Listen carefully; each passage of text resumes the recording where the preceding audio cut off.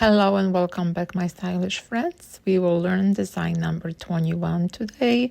And if you need instruction how to make one color granny square the way I do, please visit this video. I'm also using a 7mm hook and I need two different color yarns for my design. Select the color yarn that you want your background to be, so that we will be using as a main color yarn. I will select color white.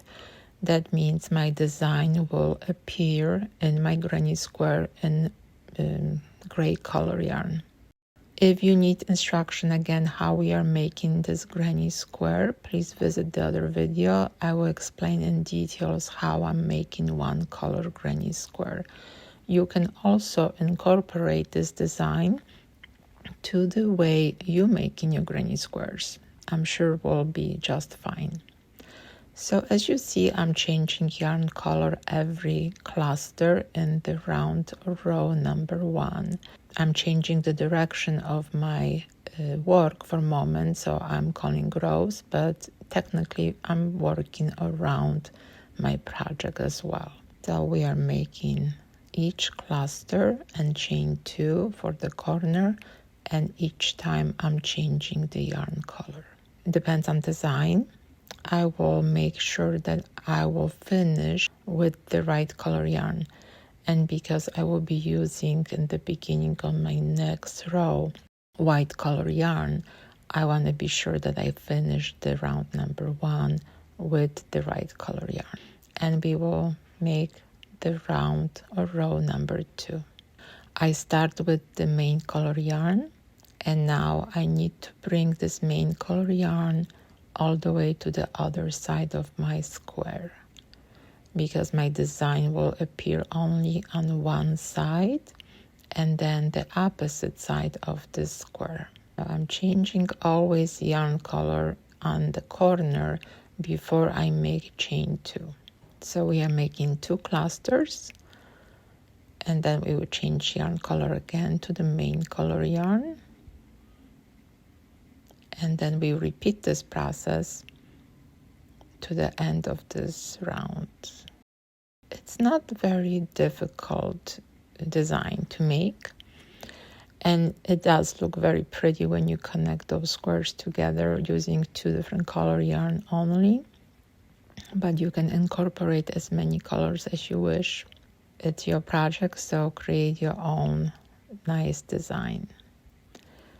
Now, as you see, I'm carrying the yarn color, the contrasting color yarn around, and you can also cut the yarn, but I like to carry my yarn and just hide in the end with the yarn tails.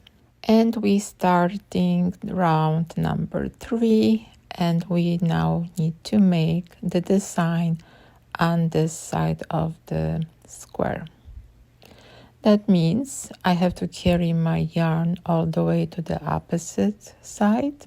So let's speed up this process and I'll meet you on the other side. You are very familiar how to make those granny squares now if you're working with me this year for 2024 blanket project.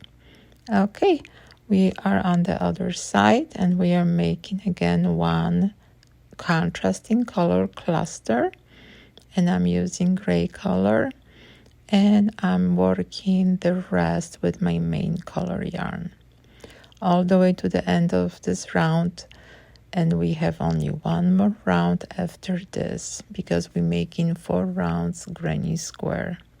If you are new to this channel, welcome. Thank you for joining us, and I hope you learned something here. And if you have any questions how to make any crochet or knitted project, leave them in the comments and I will be happy to help you. I crochet and knit for over 50 years now. Yes, I'm getting there in my age.